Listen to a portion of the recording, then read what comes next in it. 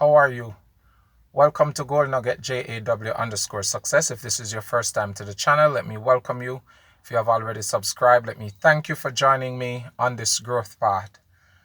I was counseled the other day in my second to last nugget. I made the statement that this is a diversion from my usual nugget. And I was told not to say that in my nuggets, because when we talk about success, we're not talking about success in just one area of our lives. We're talking about success in every respect of our lives. And having a good relationship, having a good marriage, especially, is one of the fundamental mark of a successful life. And so in that conversation as well, I was asked to elaborate a little more on what do I mean when I said that you could marry the best individual you could ever marry to today, and by the time you finish say the I do and walking down the aisle, you see a better woman or a better man. What do I mean by that? And I want to use this nugget, which I don't know if I should entitle it the best one, or I should just talk and let you give it the title. But I want to say in this nugget that when I talk about the best person for us, or the best individual to be married to, I'm not speaking from the perspective that there is a right individual for anybody, or there is a perfect individual for anybody. Because if you look at marriage from time immemorial, from time long ago, ancient days, what you will find out is that the perfect individual for anybody is an individual who, that individual who married them, take the time out to make them that best individual. It is never going to be that the Lord send an angel from the sky to marry us and he handpick and cut that angel to fit us, and that's how it's going to be. No, the individual may have certain characteristics that we love. The individual may have certain desires that we share. We share the same passion. We like the same thing. We want to be among the same type of people. We want to be in the same crowd. We have a dream for almost the same thing. But even having such an individual in our lives does not prevent us from having arguments, does not prevent us from disliking each other sometimes. Because that's one of the things that I said in the last video, and that I was asked to think about it. What do I mean? That you will get up one day after loving this individual and disliking them, or to some degree hate them, to the point where you have to learn to love them.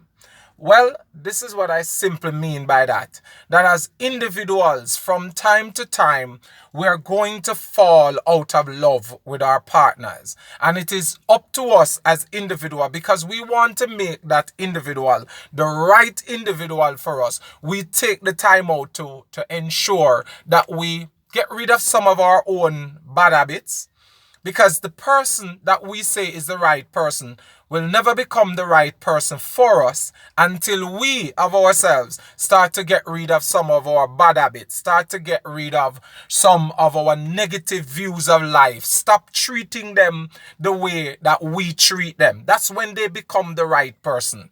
When we stop quarreling with them, when we stop nitpicking, when we stop pointing out everything wrong that they do, and start, even when we see that they do stuff that we don't like, instead of quarreling over it, we find a positive view of it in ourselves, so that we don't cause it to become a negative factor in our relationship.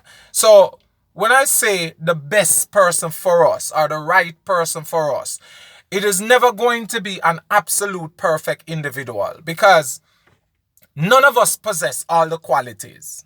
All right. And though we expect everyone to have the best qualities, we of ourselves don't have the best qualities. Sometimes we are very argumentative. Well, I can speak for myself. Sometimes we are very stubborn. Sometimes we don't listen to other people. Sometimes we are cocky. We are boastful. We are show off, but we can't see it, but other people see it. So when we talk about the best individual, we've got to talk about the best individual who will also allow us to change, and we allow them to change. Because just like the making of a good cake, all of the ingredients are separate and random. But when you start blending them and putting them together, that's when things start to become good. Okay? So let me also go along this line. I started out a while ago by saying we don't all have the best qualities. A matter of fact, we also don't have all the resources that is needed. And if some of us are very visual, we will choose our partner based on their visual appeal, based on their sexual appeal to us. That's how we choose the partner. But when we choose a partner based on their visual appeal, what we end up having is that the next person who have a better visual appeal than the one that we have, we end up start straying, we end up start looking elsewhere. Also, when we choose our partner based on that a person's ability to reason, that individual's ability to be bright, so to speak, of a high IQ, what we realize is that when that individual, because we're human, we're not always consistent, we end up having this situation where, because the persons don't get up one day and don't behave as bright as they should, we start doubt, because there is always going to be a brighter looking individual comes. There always going to be a better looking individual comes. If another part of our choosing of an individual, and I alluded to it in the last nugget that I had, where I said if we chose individual based upon sex, because we're promiscuous, right? Individuals are promiscuous. And before marriage, some of us indulge in sex, right? If we choose our partner based on the good sex we had outside of marriage, outside of the wonders of marriage, what will happen is that after a while, when the individual, whether it be through sickness, whether it be through tiredness, whether it be through exhaustion, whether it be through the trials and vicissitude of life, where painful things start to happen and things start to change in our lives, the good sex start to go down the drain. Let's say the individual becomes sick, and can't do it as often as we would want. We start to stray. So when I'm talking about the best individual, before I go, let me also speak on this. If we select our partner based on the fact that this individual is very tidy, clean, organized, copacetic, and so on and so forth. If we select our partners based on that, and it just so happen that the individual one day get up and don't feel as clean, copacetic, nice, and they just might be falling off, we start falling out of love. So you may say then, what is the characteristic upon which we should select our partner? Can I say, all of those characteristics are the basis upon which we select our partners, right? While I may not give in to sex before marriage, I know that it is a reality, right? And it is the reason some persons get married. More the excitement of this person, the joy of just having this person in my bed, in my life, the opportunity to just go out and show them off to friends, relatives, and family. We do all of that kind of stuff. All of it is a part of the choosing. But even in selecting the individual with those good characteristics, with those good traits, with those good everything, we still have to get up and make the life with them. The day is a wedding. We can always have a wedding. But to make a marriage is going to take blood, sweat, and tears. Whether the individual was sent down from glory, or whether the individual was, a matter of fact, if you look at time immemorial, I started out by saying that what you will see is that oftentimes in the old days, the individuals who get married to each other get married out of contract. And when I say contract, a dowry. You know, they get married because daddy was given 20 head of cows, 20 head of sheep or goat.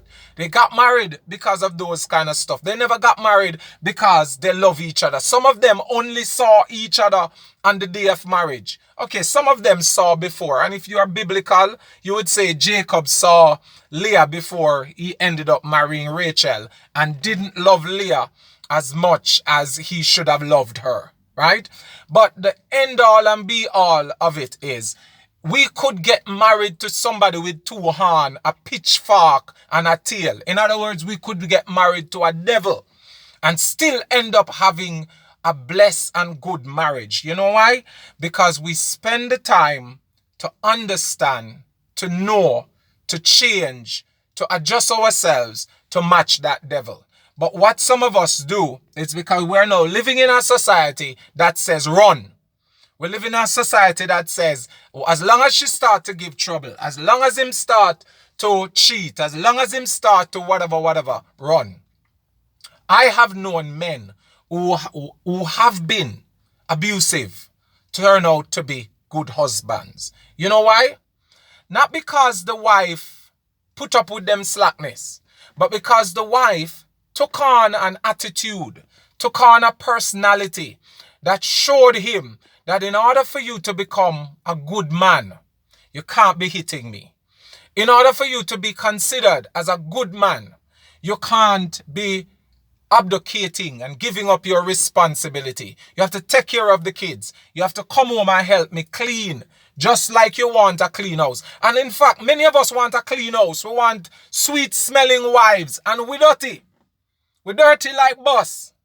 In the Jamaican parlance, we do not want to be clean. We drop our stuff here. We leave dirty plate in the sink. We don't scour the bathroom ourselves. And yet still, we are not marrying to maids. We're not marrying to slaves. We're not marrying to people who should pick up after us. We're marrying to the love of our lives. And if it's going to work, then a lot of times we ourselves have to change. Take it from me who had a failed marriage. And the reason I would tell you I had a failed marriage, it's because one, my partner wasn't patient enough for me to change. And two, I didn't realize how much I need to change. And sometimes that's what happened in life. We of ourselves don't realize how much we need to change, and we want to force others to change. Well, I'm saying to you in this nugget, if you expect to marry to the best woman, the best man, you are going to have to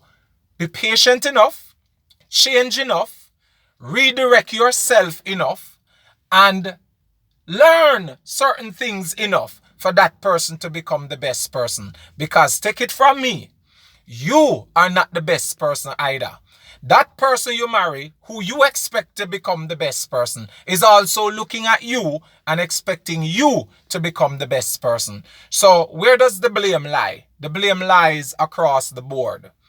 If we are not willing to be patient, to work on ourselves, to work on our partners, to work with our partners, we will always be looking outside, because the heart and the eyes of men, and when I say men, I'm speaking of the generic term, men, because women are guilty too, never satisfy, because the world is too big a place with too many things out there for us to think that, okay, all is going to be well. That's not how it is. We're going to have to be patient, we're going to have to be kind, and we're going to have to wait and do what we know we have to do, which is do our part. So this is JAW saying to you, the best is yet to come.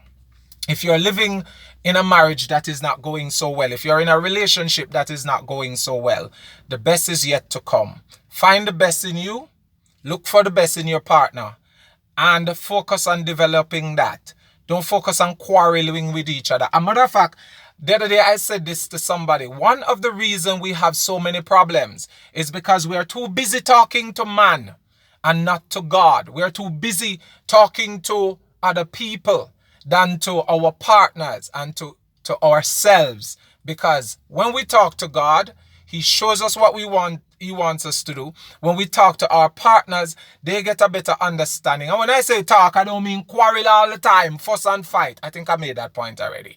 And I also say talk to yourself, because sometimes when you talk to yourself, you can end up saying, say you're not right.